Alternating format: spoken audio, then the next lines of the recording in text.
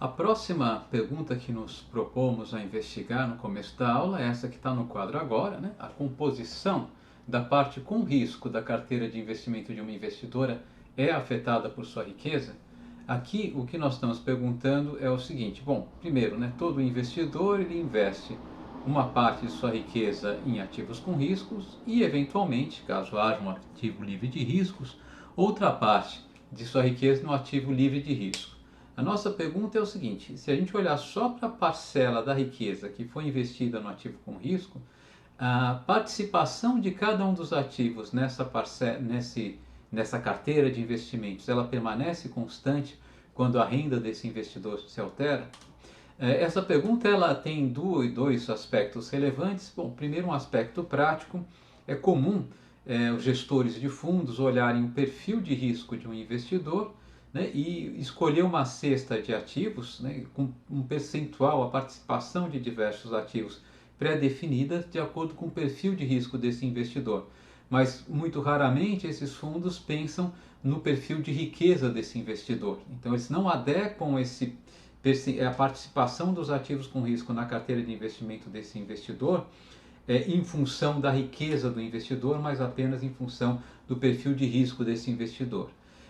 E o segundo aspecto é o seguinte: uma grande parte da teoria das finanças pressupõe efetivamente que a carteira com risco de um investidor ou de uma investidora não seria afetada em termos de participação dos ativos que a compõem, não seria afetada, portanto, essa carteira com risco em termos da participação dos ativos que a compõem, por variações na riqueza do investidor. Então nós vamos nos perguntar se a gente poderia fazer, né, sem ressalvas alguma, essa hipótese, se isso daqui é teoricamente adequado. Bem, para dar uma resposta a essa pergunta, eu vou assumir inicialmente, né, um caso simplificado em que o investidor ou a nossa investidora ela se defronta com três ativos, tá? Então nós temos um ativo livre de risco, ativo livre de risco,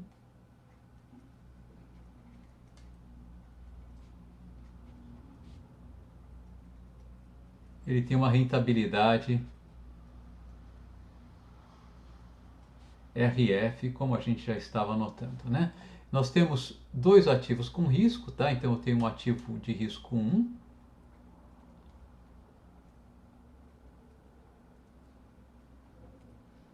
o ativo número 1 com risco, né? Ele vai ter uma rentabilidade R1, né? Porque eu não sei qual que é a rentabilidade dele, ele é um ativo com risco, né? Então, uma variável aleatória, né? E eu tenho um ativo com risco 2,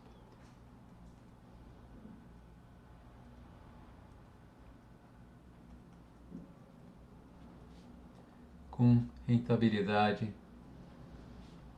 R2 tio, né? Vamos assumir que a esperança da rentabilidade de R1 tio e R2 tio seja maior do que RF e que, enfim, que as condições para que a nossa investidora se interesse por investir nos ativos com risco elas estejam presentes, tá? Então não vou me perguntar se essas condições estão presentes ou não. Vamos assumir que eles sejam atraentes para essa investidora. Então, dada a riqueza dela, ela vai querer investir alguma coisa em cada um desses ativos, tá? E eu vou me perguntar quais são as condições, né, quais são as condições de utilidade esperada máxima de primeira ordem para essa investidora, considerando inicialmente dois cenários, né, para sua função de utilidade. Primeiro eu vou considerar uma função de utilidade cara, depois uma CRRA, tá? A gente vai chegar a alguns resultados que podem sugerir uma resposta para a nossa pergunta, mas na sequência eu vou sugerir uma nova função de utilidade diferente da cara e CRRA, tá?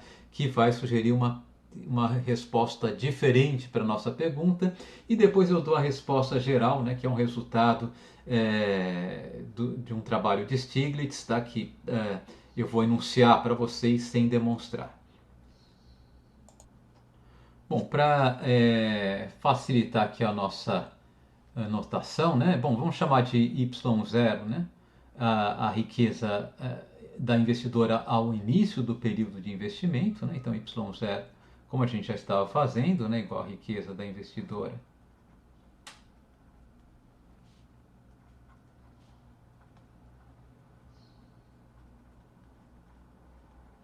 ao início do período de investimento.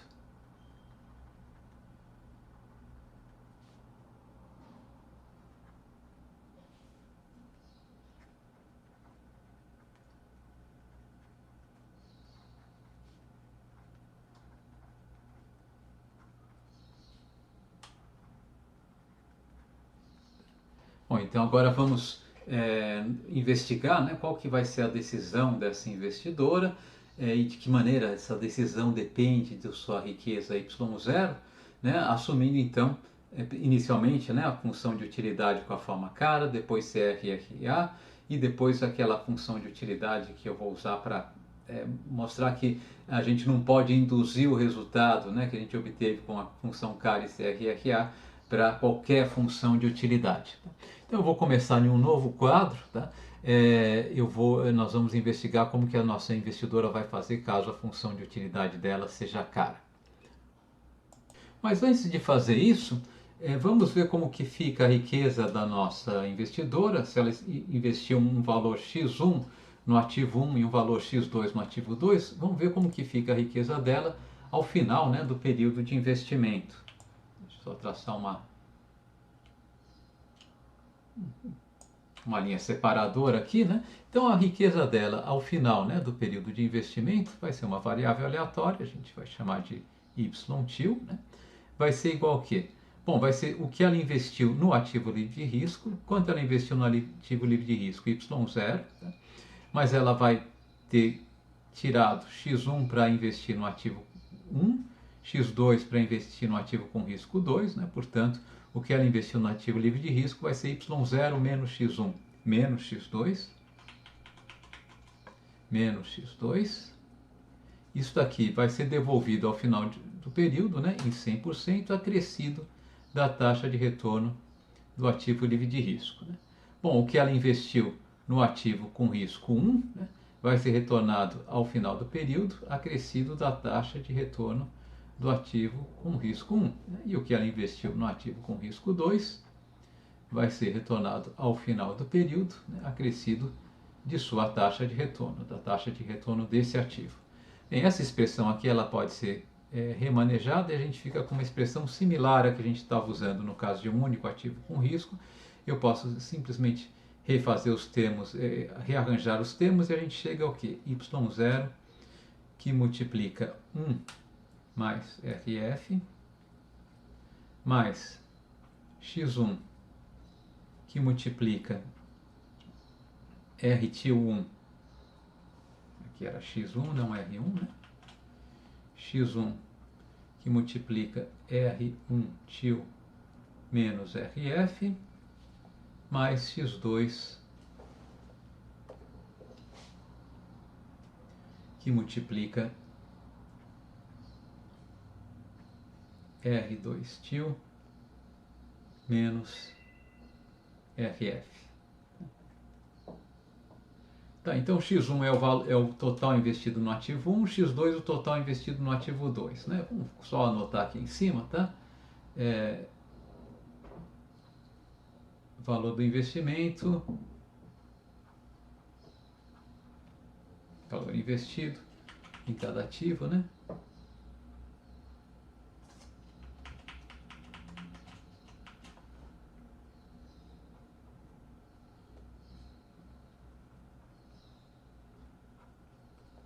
Igual a x1, né? Nós vamos chamar de x1, né? E aqui nós vamos chamar de x2 o valor investido no ativo 2.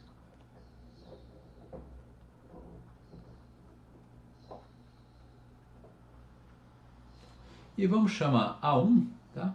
Simplesmente a razão entre x1 e a riqueza inicial da nossa investidora, tá? E de A2, tá? A razão entre x2 e essa riqueza inicial. A2 igual a x2 sobre y0, né?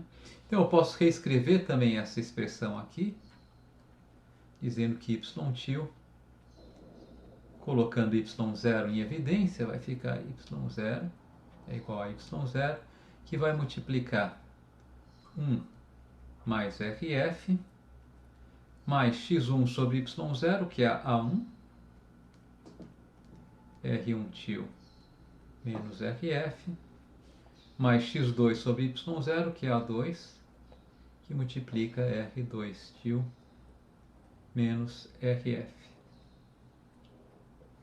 Em um dos exemplos, vai ser mais conveniente usar essa fórmula aqui de cima. No outro, vai ser mais conveniente usar essa aqui de baixo, né? Então, já vamos deixar as duas preparadas, né, para a gente poder usar nos nossos exemplos. Então, vamos agora tentar caracterizar a escolha da nossa consumidora, caso as suas preferências sejam apresentem aversão absoluta ao risco constante, né? Vamos chamar isso aqui de caso A, tá? Então eu vou ter nesse caso aqui preferências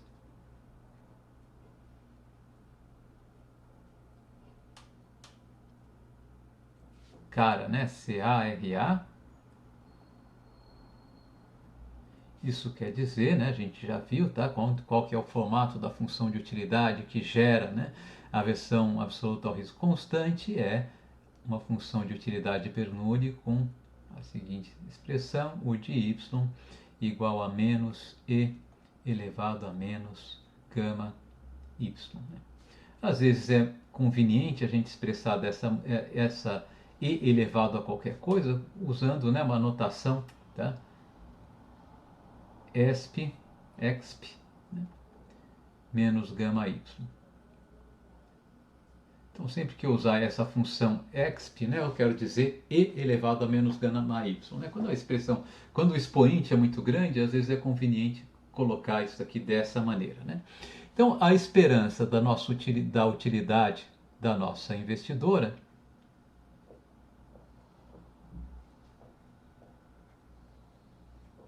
é igual à esperança da utilidade dela, que é menos exp aplicada em Q, né? Em gama vezes y. Mas quem que era y? Bom, se vocês estão lembrados, né? A gente acabou de ver, y era y0 1 mais RF mais x1 que multiplica R1 menos RF mais x2 que multiplica R2 menos RF. Bom, o que acontece é que essa E elevado a isso aqui, né, esse operador esperança, eu posso tirar uma parte desse operador esperança. Né? Primeiro eu posso tirar o sinal de menos para fora. E E elevado, essa expressão que está aqui, eu posso dividir em duas partes, né? E dizer que isso daqui é igual a E elevado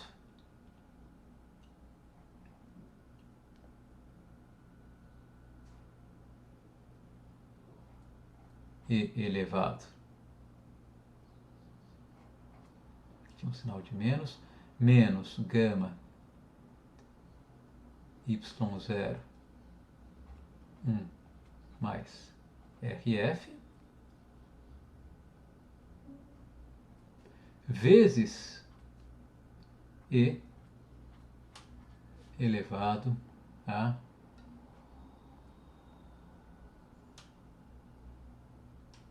menos gama x1 R1 menos RF menos gama x2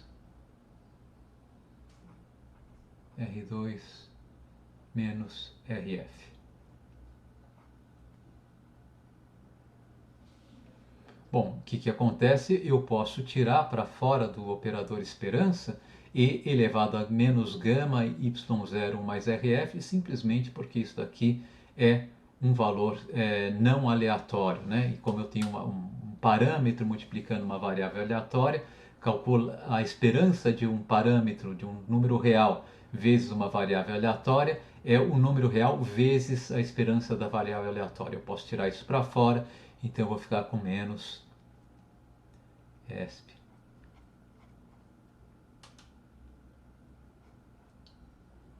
Menos gama y0 mais RF, que multiplica a esperança de E elevado a menos gama x, R1 menos RF, menos gama x2, R2 menos RF.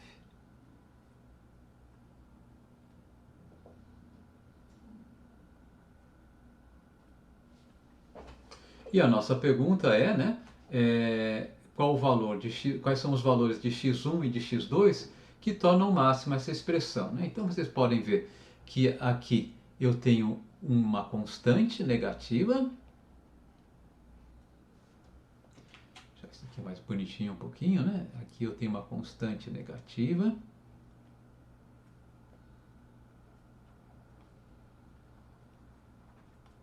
Vezes, sim, aqui uma função de x1 e x2. Né? Isso daqui depende de x1 e x2.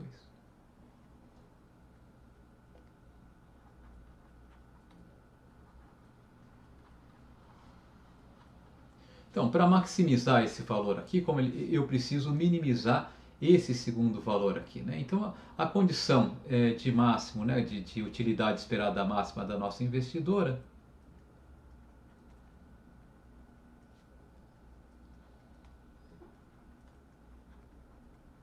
a condição de primeira ordem, né, de utilidade esperada máxima. Né? Primeira ordem. Para a utilidade esperada máxima da nossa investidora,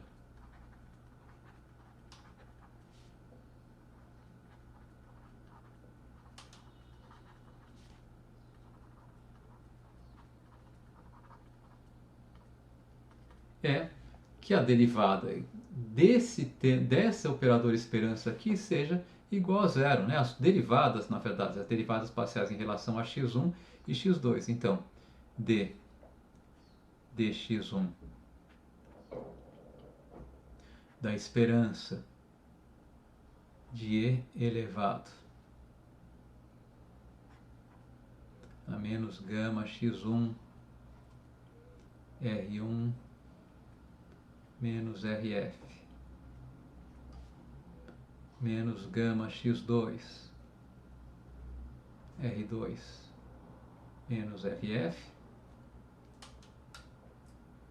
Isso aqui tem que ser igual a zero. Né? E também a derivada em relação a x2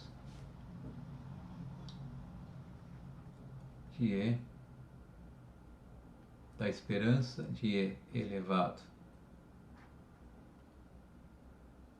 a menos gama x1 R1 menos RF menos gama x2 R2 menos RF também seja igual a zero. Né? Bom, essas condições aqui, né, tá, independem do valor de y. Né? Portanto,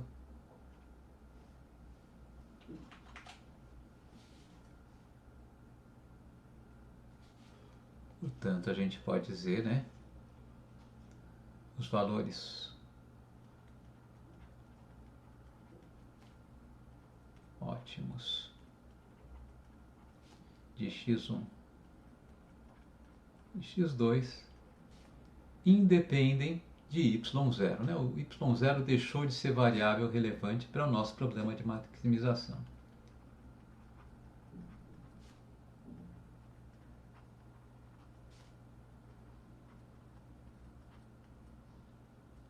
Então, nossa conclusão, né, é que se nossa investidora tiver aversão absoluta, aversão absoluta ao risco constante, ela vai investir, tá, o valor que ela vai investir nos ativos com risco, do nosso exemplo, X1 e X2, não depende da sua riqueza, né? E, portanto, a composição da carteira de risco dela não depende da sua riqueza. X1 e X2 são fixos, então a parcela, né, da riqueza dela que ela investiu no ativo com risco vai ter sempre a mesma proporção de X1 e X2, de fato vai ter sempre os mesmos valores absolutos de X1 e X2. Tá?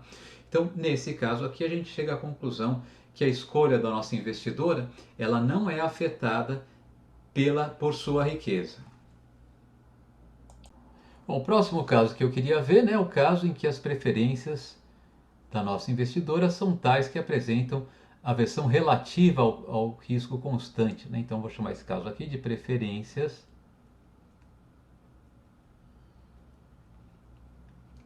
CRRA. E a gente sabe que essas preferências são representadas por uma função de utilidade do tipo U de y igual a y elevado a 1 menos gama dividido por 1 menos gama. E nós vamos em que gama é uma variável diferente de 1, né? Se eu quiser gama igual a 1, gama é um valor diferente de 1 e representa o coeficiente de aversão absoluta ao risco da nossa investidora, né? Nós vamos assumir que gama seja maior do que zero, tá? Porque para que a nossa investidora tenha aversão a risco, né? Ela não seja propensa ao risco, mas sim avessa ao risco, tá? E nós vamos e que gama é diferente de 1. Né? Se gama for igual a 1, a função correta seria U de y igual a logaritmo de y, tá? Mas o que a gente vai deduzir agora para essa função também poderia deduzir para a função logaritmo de y. Tá? Então não vai fazer diferença na minha argumentação. Tá? Bom, qual que vai ser o valor da utilidade esperada, né, dessa investidora? Então a esperança de a riqueza da investidora é uma variável aleatória y-til, né, porque ela vai investir alguma coisa nos ativos com risco e, portanto, ela não sabe quanto ela vai ter de riqueza, vai depender do retorno desses ativos com risco.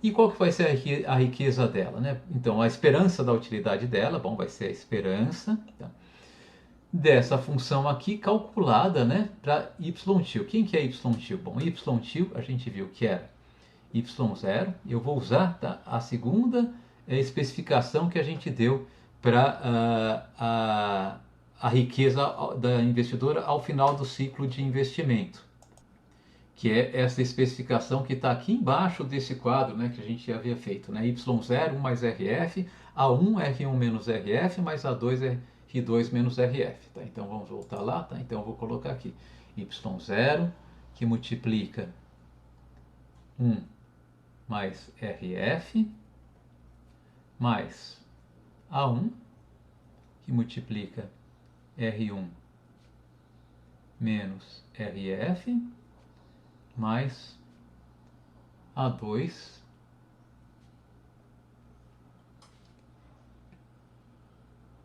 y0 está multiplicando todo mundo mais A2 R2 menos RF.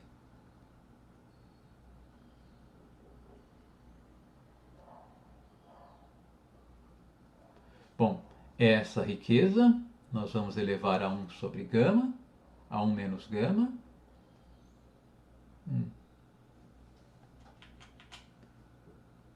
1 menos gama. E vamos dividir tudo isso por 1 menos gama.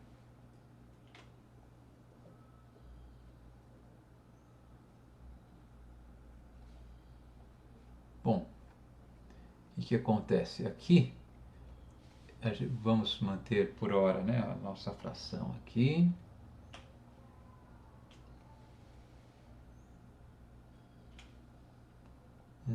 Menos gama. Tá?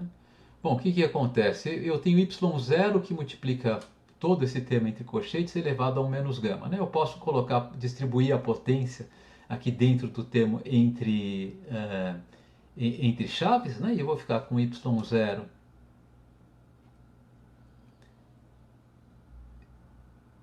eu já vou distribuir também y0 que multiplica 1 mais RF.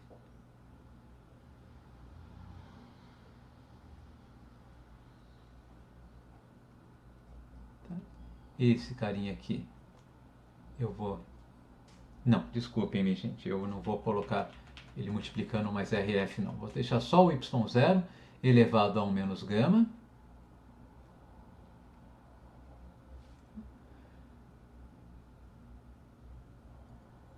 Vezes, né, o que está entre colchetes também elevado a 1 menos gama. Né? Então, 1 mais RF mais A1 R1 menos RF mais A2 R2 menos RF, tudo isso elevado a 1 menos gama. Ok? Bom, isso aqui está tudo debaixo, né, do traço de fração.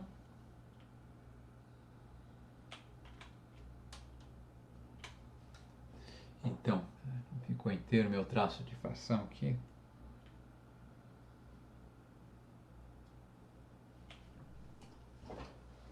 Então, agora o que a gente pode fazer? O que a gente vê aqui, ó, gama y0 elevado a 1 menos gama dividido por 1 menos gama, eu posso tirar novamente para fora do operador esperança. Então, eu vou ficar com y0 elevado a 1 menos gama dividido por 1 menos gama, vezes a esperança desse termozinho aqui entre colchetes elevado a 1 menos gama, né? 1 mais RF, de 1 mais RF, mais A1, R1 tio menos RF, mais A2, R2 menos RF. Tudo isso elevado a 1 menos gama, né? Então, novamente, né, o meu problema, se gama for menor do que 1, maximizar, tá, a utilidade esperada. Se gama for menor do que 1, essa fração aqui vai ser negativa, né? Então, maximizar a utilidade esperada vai corresponder a minimizar, tá, o resultado desse operador esperança aqui. Eu vou olhar para isso aqui e vou minimizar, tá? Se gama for maior se gama for... Eu acho que eu troquei os termos, eu vou repetir, tá? Se gama for maior do que 1, essa fração aqui vai ser negativa, e maximizar a utilidade esperada da nossa investidora vai corresponder a minimizar, tá, o resultado desse operador esperança. Se gama for menor do que 1, nesse caso, essa fração, né? Deixa eu só corrigir aqui que eu tinha colocado aqui é 1 menos essa fração y0 elevado a 1 menos gama sobre 1 menos gama, se gama for menor do que 1, essa fração vai ser positiva, e maximizar a utilidade esperada da nossa investidora vai corresponder a maximizar o resultado desse operador esperança. De qualquer maneira, né, o valor ótimo de A1 e A2 não vai depender de y0. Né? Então, A1 e A2 ótimos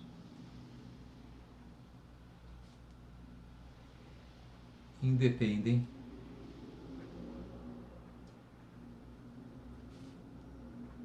de y0, né?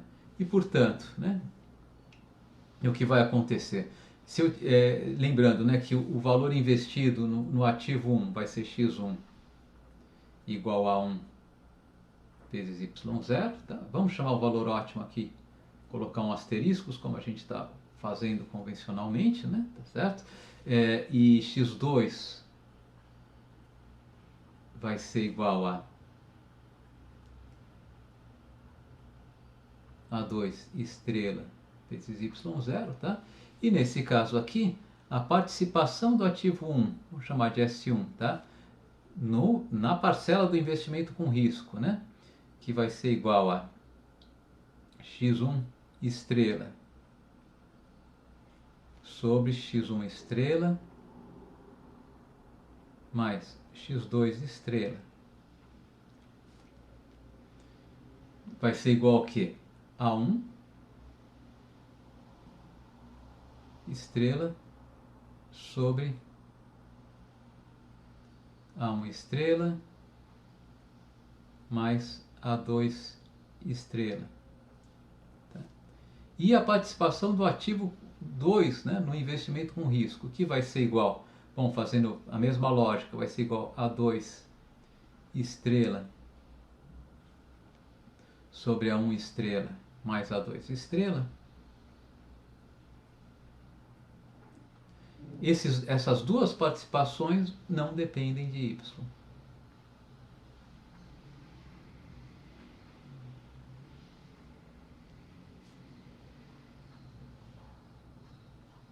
Então, nesse sentido, a gente pode dizer que se as preferências da nossa investidora forem do tipo CRRA, tá?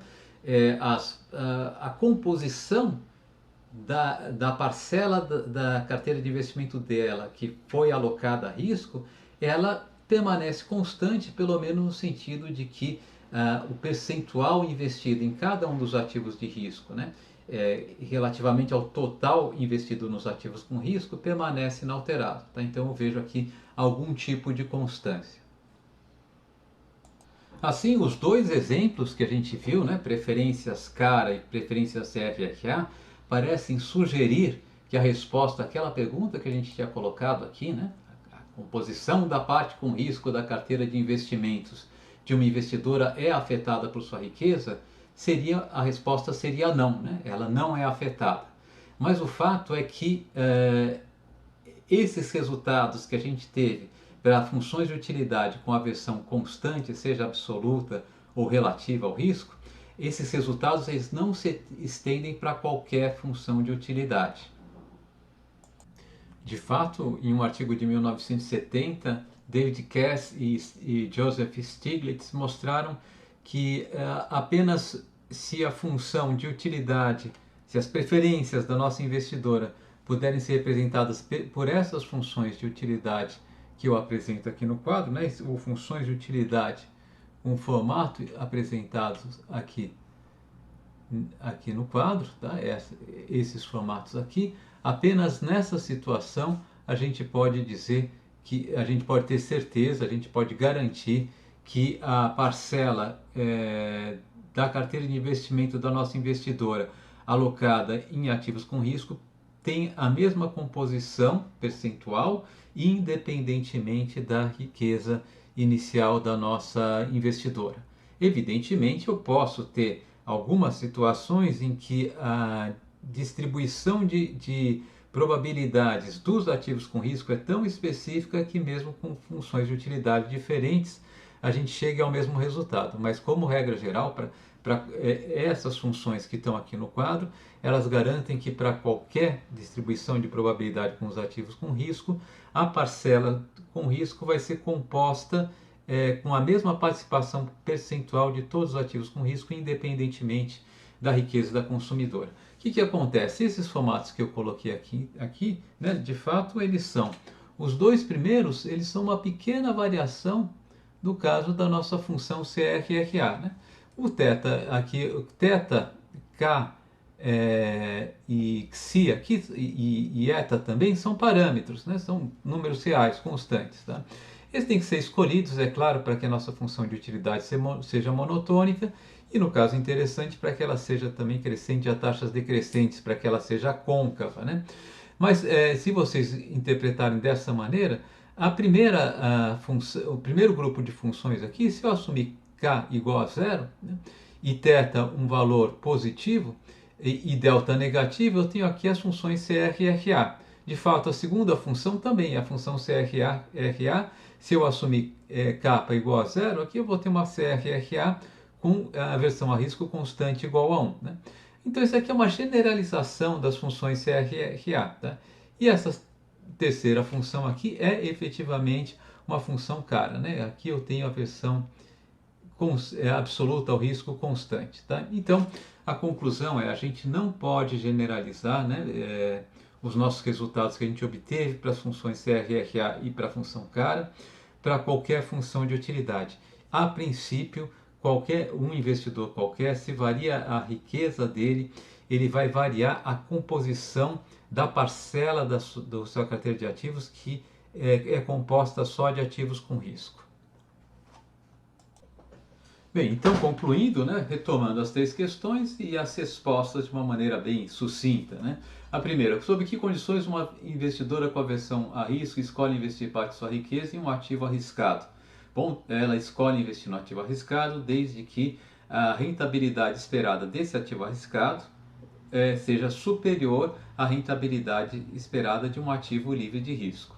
Então, em média, o ativo arriscado tem que pagar mais do que o ativo livre de risco para ele ser capaz de atrair a nossa investidora, depositar parte de sua riqueza nesse ativo.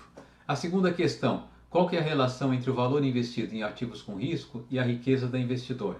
Bem, nós vimos que essa relação pode variar muito a depender do que acontece com os coeficientes de aversão a risco dessa investidora.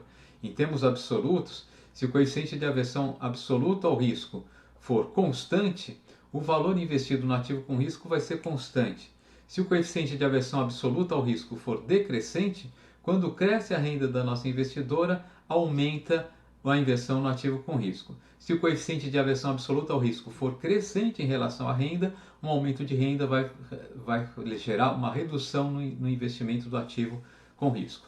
Também a gente podia ver isso também em termos relativos, né? Se o coeficiente de aversão relativo ao risco for constante, a nossa investidora vai investir sempre a mesma parcela da sua riqueza, né? A mesma fração da sua riqueza no ativo com risco. Isso quer dizer, o valor investido no ativo com risco vai crescer na proporção da riqueza da investidora. Se o coeficiente de aversão relativo ao risco for declinante, quando aumenta a riqueza, a investidora vai destinar uma fração maior dessa riqueza ao investimento no ativo com risco. A gente diz que o investimento no ativo com risco é elástico em relação à riqueza. E se, o terceiro caso, se o coeficiente de aversão relativo ao risco for crescente em relação à riqueza, nesse caso, um aumento de riqueza vai fazer com que a investidora destine uma parcela menor, uma fração menor da sua riqueza no investimento do ativo com risco. Nesse caso, a gente vai dizer que o investimento no ativo com risco é inelástico em relação à riqueza. Finalmente, a terceira questão, a composição da parte com risco da carteira de investimento de uma investidora é afetada por sua riqueza.